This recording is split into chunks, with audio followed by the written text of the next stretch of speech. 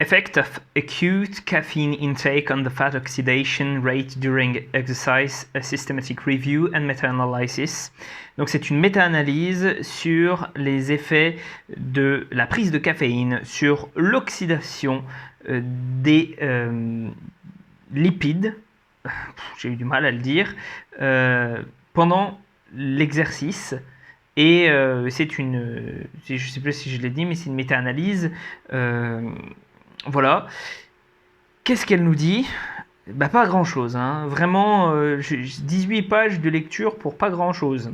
Parce que ce sont en fait des chercheurs qui se sont... alors, je vais t'expliquer un petit peu d'abord tout ce que c'est.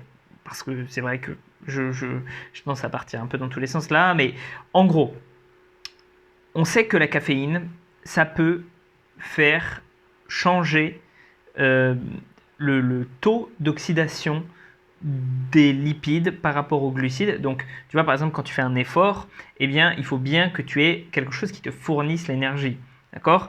Et ce qui te fournit l'énergie, souvent, c'est l'oxydation, soit des glucides, soit des lipides. D'accord? Alors, il n'y a pas que l'oxydation, hein, mais en définitive, tes mitochondries, elles font la majorité de l'énergie qu'il y a dans ton corps. Donc, on parle de ça.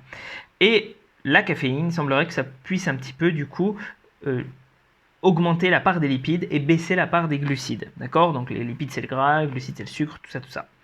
Et du coup, eh bien, ils ont essayé, les chercheurs ici ont essayé de prendre toutes les études qui ont été menées sur le sujet, de les équilibrer, etc. Ils ont fait un très bon taf de recherche. Je critique absolument pas ça. Ce que je critique, ce que je trouve dommage, enfin, c'est pas vraiment dommage. C'est juste que voilà, fallait le faire pour savoir qu'il n'y avait pas trop d'effets, mais il n'y a pas trop d'effets. Déjà, ils ont remarqué que, en gros, il faut prendre, pour que ça ait un effet, hein, ils te disent d'abord, pour que ça ait un effet, il faut que ce soit entre 3 et 7 grammes, 7 milligrammes de caféine par kilo de poids de corps, ce qui est déjà une bonne grosse dose.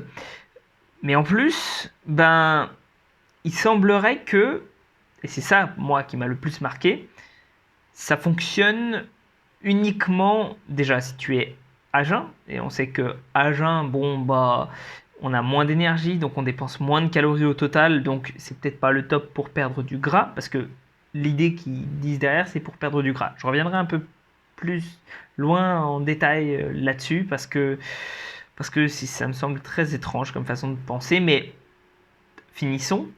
Et surtout, pour que ça fonctionne, il faut... Enfin, pour que ça fonctionne, en tout cas, statistiquement, les résultats qu'ils ont trouvés, c'est que, eh bien, il faut être sédentaire ou très peu entraîné. Donc, passer le moment où tu es plus sédentaire ou très très peu entraîné, eh bien, ça n'augmente pas l'oxydation du gras de prendre de la caféine. Donc, ça sert pas à grand chose pour la majorité des gens qui regardent cette chaîne. Et en plus de ça, les résultats étaient extrêmement hétérogènes. C'est-à-dire que tu avais vraiment des réponses très très variées entre les individus et souvent ça c'est pas bon signe.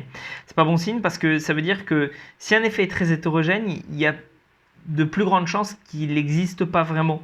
Dans le sens où si tout le monde a une réponse un peu différente au truc, c'est compliqué de dire que c'est vraiment un effet, c'est peut-être juste des fluctuations variables qui ne sont pas liées à ça.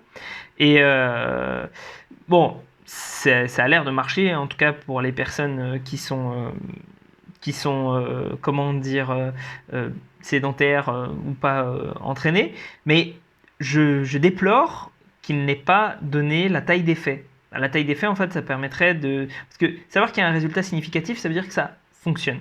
Mais à quel degré? Ce serait un peu comme dire, bon, bah voilà, je sais que la lumière s'allume, tu vois, quand j'appuie sur l'interrupteur, la lumière s'allume, mais mettons que tu aies une LED petite comme ça pour éclairer une pièce de 500 mètres, bah, l'effet sera pas énorme. Et donc, que la lumière soit allumée ou pas, on s'en fout.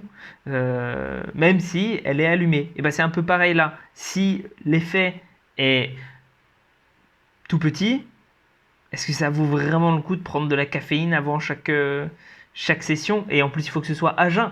Hein? Je sais pas trop. D'ailleurs, parlons de ça, du fait d'être à jeun et de brûler plus de gras, ça serait peut-être bien pour perdre du gras. Bah pas vraiment en fait. Ce qu'on sait, ce qui est vraiment important pour perdre du gras à long terme, c'est de consommer moins de calories que ce que tu dépenses. Parce que, en fait, même si tu brûles pas du gras pendant que tu fais ton exercice, bah, si jamais tu es en déficit calorique, à un moment, il va bien falloir que tu aies cherché de l'énergie quelque part. D'accord? Et cette énergie, si tu fais de l'entraînement en résistance qui aidera au maintien de tes muscles, donc de l'entraînement de musculation, eh bien, ça va être du gras.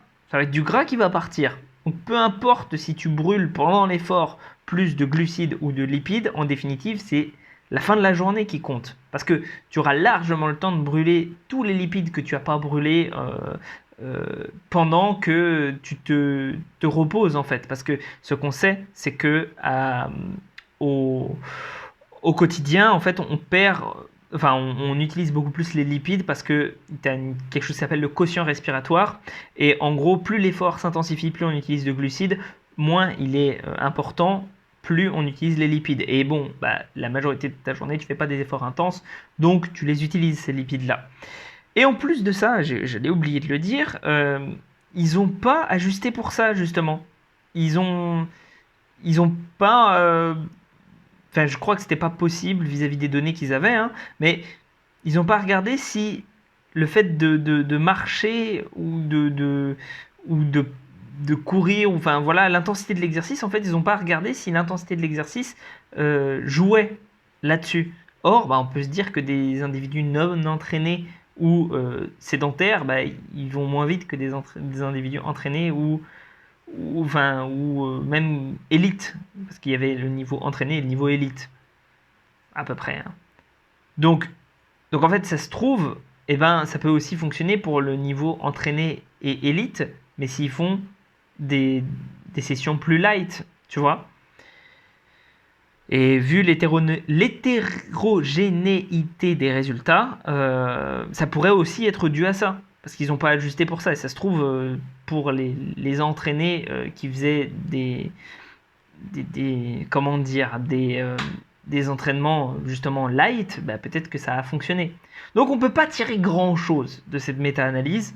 Euh, la seule chose que je te dirais vis-à-vis de ça, c'est déjà de ne pas la lire, ça n'a pas vraiment d'intérêt.